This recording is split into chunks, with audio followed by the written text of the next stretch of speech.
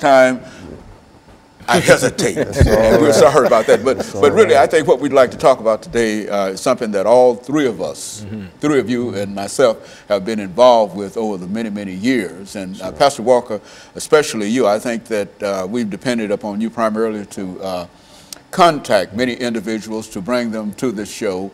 And so in a real sense, let's start off with you by having you to take a couple of minutes to give us some information about your background, your education, and some of your experiences.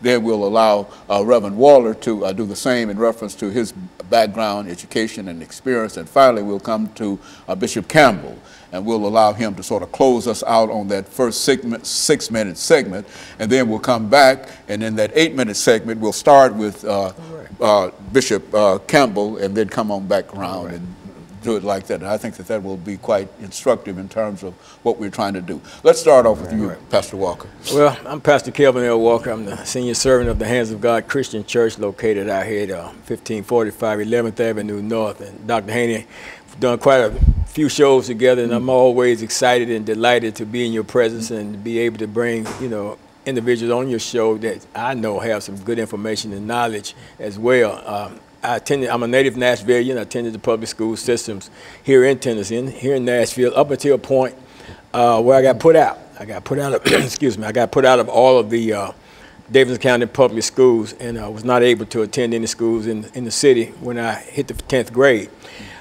Fortunately for me, I had gotten in some trouble as well and faced some time in juvenile, and the juvenile court judge, Richard Jenkins at the time, thought it would be best if I went into the military than it would if I went in and became incarcerated. I had shot an individual when I was 15 years old, and went into the Navy.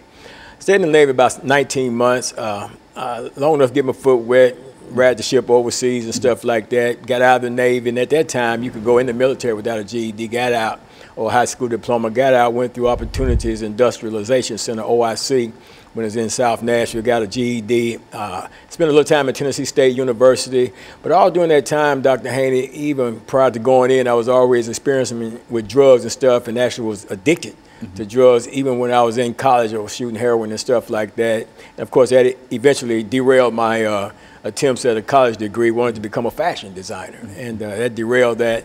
And of course, I ended up incarcerated in the state prison system, did a total of 5 years of my life incarcerated. And in August of 1986, August 24th, 1986, God stepped into my life, intervened in a powerful way. He called me into ministry, called me away from a 17-plus year drug addiction directly into ministry, and I've been serving him ever since. But Reverend Waller, talk about yourself for a minute. Dr. Haney, I want to thank you for allowing me to be here. I am really grateful, man. I came from the streets in which I grew up at in West Nashville on 40th. As a little boy growing up, I loved the basketball. And in the midst of loving the basketball, out in the yard playing by myself, I got captured by the street life. And in the midst of all of that, I got incarcerated in street life for 20+ years of my life without being behind bars. Captured in my own community by a chemical that controlled my life for so many years. I went to Cone High School, and a lot of people thought I was going to become a great basketball player, but I didn't even know who I was. I was so out of control. But again, as Pastor KWalker invited me, as he shared on how he was released from the bondage, and now I've been delivered myself for 24+ years. And it's amazing that there's so many people that are still doing the same thing that we used to do. And I'm just grateful to be here to make a difference. Now, Bishop Campbell, we have a minute for you to sort of make some statements, and then we'll come back to you during the second segment and start with you. But say who you are over the last minute that we have here, Yes. Bishop Campbell, and then we'll come back to you. I also want to thank you, Dr. Haney, for allowing me to be here. My name is Bishop Marcus Campbell. I'm the pastor of the Mount Carmel Missionary Baptist Church located at 1032 Monroe Street, and founder and CEO of the Gentleman and Not Gangster Juvenile Mentoring Program that we have here in Nashville, Tennessee. And so quite a bit has been done in reference to that particular program, and I think that the three of you bring some excellent information in reference to how we might be able to deal with some of the challenges that are facing our young people today. And so we're going to take our first commercial break, and we'll be back with our audience following this very, very short commercial break.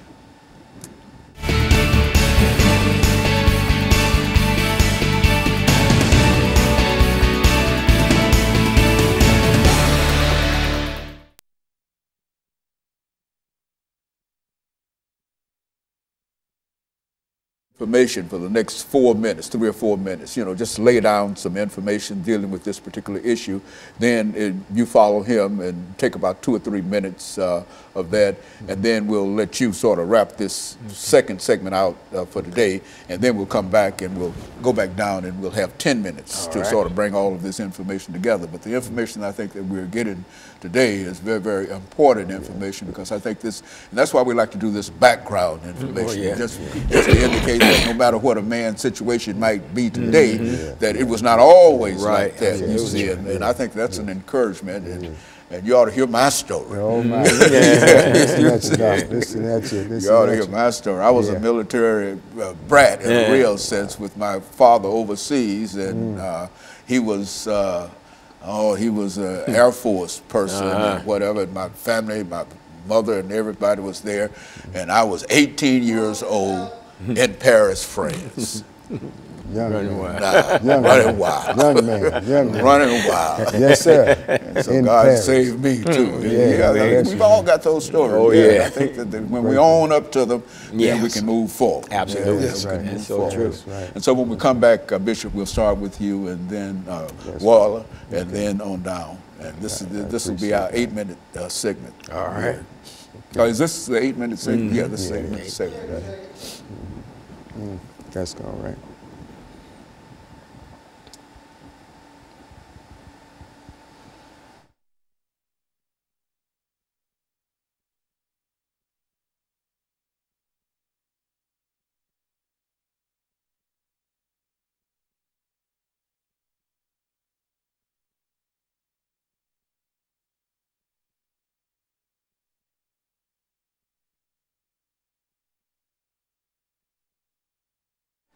Thank you, and welcome back to the second segment of the show for today.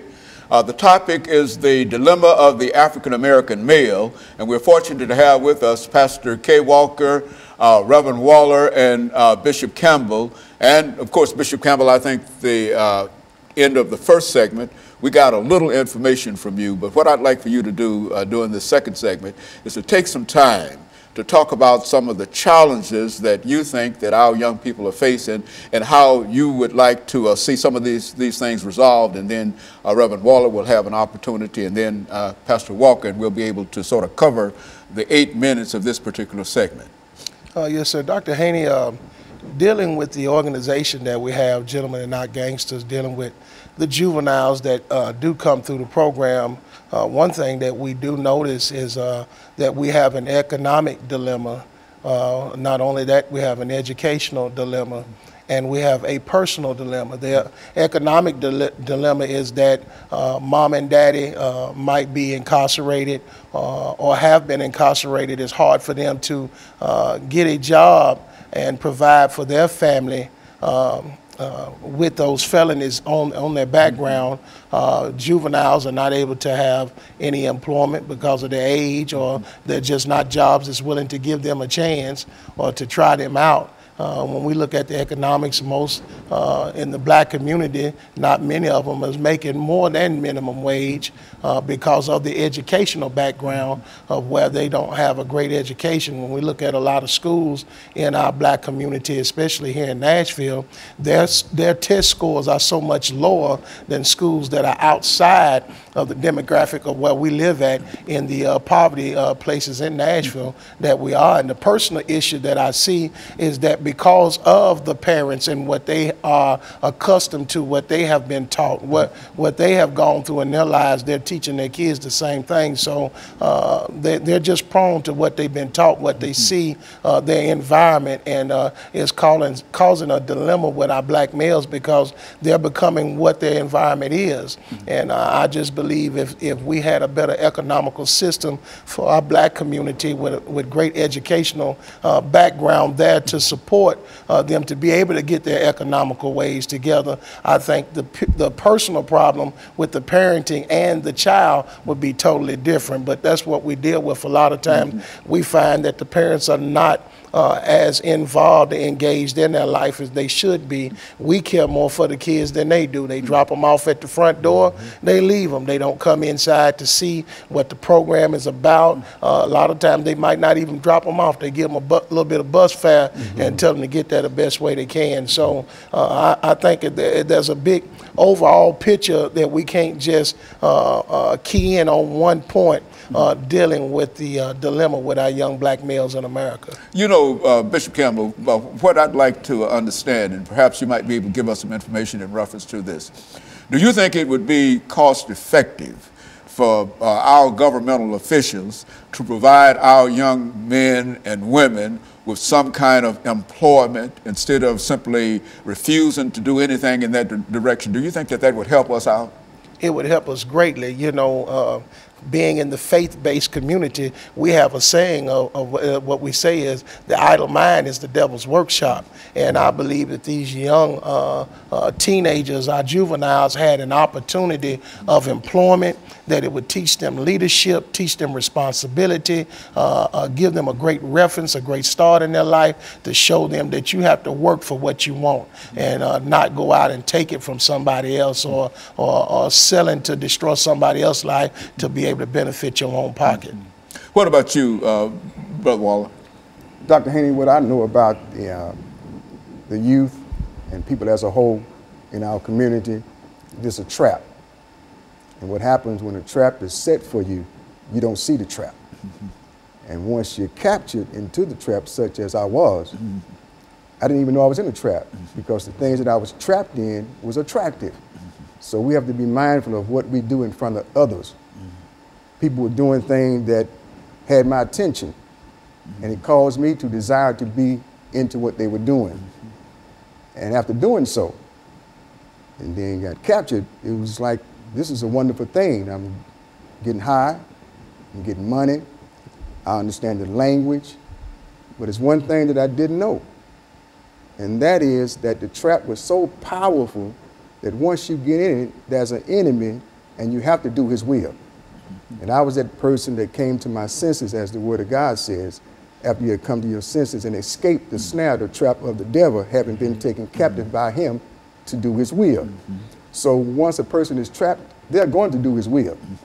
Now, what we have to do is bring forth great information that's so powerful that they would miss the trap.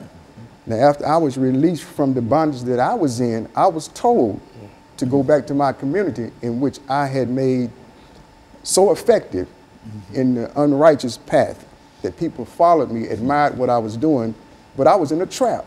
So I called so many people to be in the trap with me, and he's sending me right back out there to get the people that's still out there out of the trap.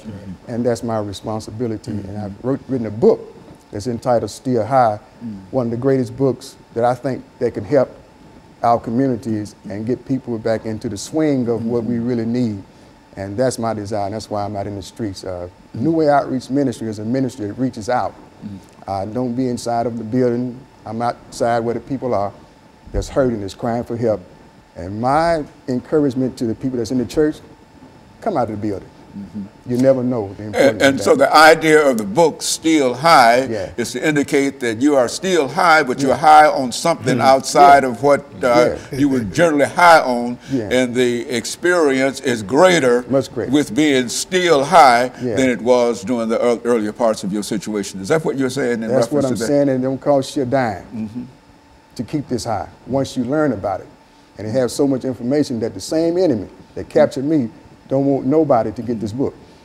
This book been out since 2013, and I believe Nashville should be flooded with the book.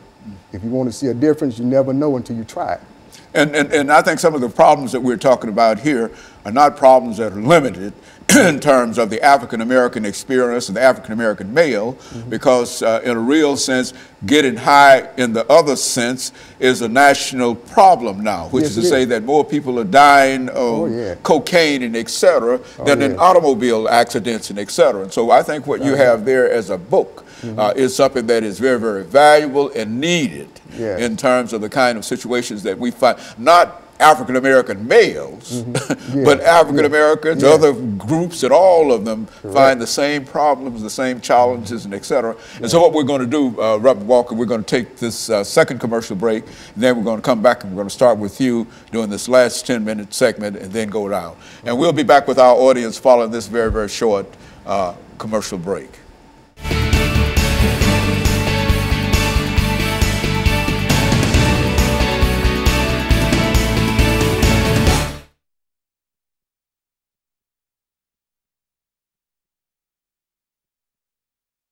If they see things, they need a job, they need to have some money. Yeah. And if you had some way of knowing on Saturday you're going to get $55 or $60 or whatever, you could do something with that. Right. That's true. Yeah, That's so but true. It's hard telling the teenagers, drop your gang flag, put the dope down, if you can't give them means to be able to provide. That's know, right.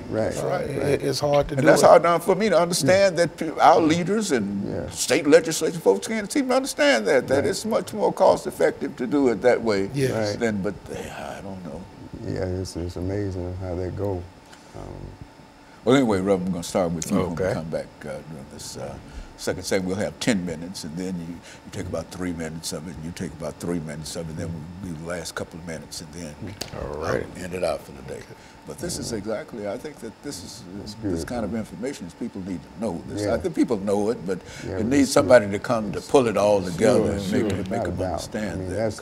That's what it's about. Just so many lives are simply being disrupted and destroyed in terms of what we're doing here. It really is. So, It definitely. and so, Pastor, we'll start with you. All so right. You know what we're doing. Just pick it up and deal with how this take about 3 or 4 minutes. So, Waller, It's going to be. let the bishop close us out. All right. That what we'll put together. Okay. Yeah, it would be great. 30 seconds. Okay.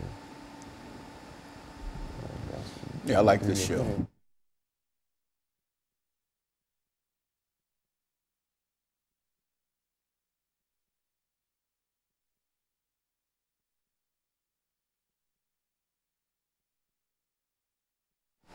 Thank you and welcome back to the final segment of the show for today. We're talking to Pastor Walker, Reverend Waller, and Bishop Campbell. Reverend Campbell. Yeah, that's all right. Hey, I'm a pastor here, I'm a reverend there, that's and I'm a bishop down there. By the time I get to the bishop, I forget who the bishop is. Out of all that. Next time, Bishop, I'll start with you. But let us start off, Pastor Walker, really by making some comments in reference to the topic that we're trying to deal with today. And I think all of us understand the tenor and the purpose of what we're trying to do here. And let's speak from that perspective. Okay. You know, Dr. Haney, one of the things that Bishop Campbell touched on and that you also offered some feedback into, we talked about the economics of it all. You know, we talk about one of the common denominators where people are that deals with the violence and the gang involvement, the drug selling, the robbing. It's all about economics. It's all about money. We live in America, the land of opportunity, a capitalistic society. Where money is the voice. Money speaks. Money gets things done. You know, money is right up there with oxygen. You got to have it to survive and live. And I think what's happening is that we know money is needed. We say we go to our youth or young men and you know, we want to talk to them about, you know, getting a job, and at the same time, what we're doing, we're asked, because you said something about the government, you know, doing something. Well, the government has done what the government is going to do. And that is, they took away the stuff. You know, they began to take away those things that worked. You know, the government took away the ability for a young black man to go into the military without having a high school diploma or graduating high school. That was a safety net that kept us out of the school to prison pipeline. You know, we had an option right there to go into the military.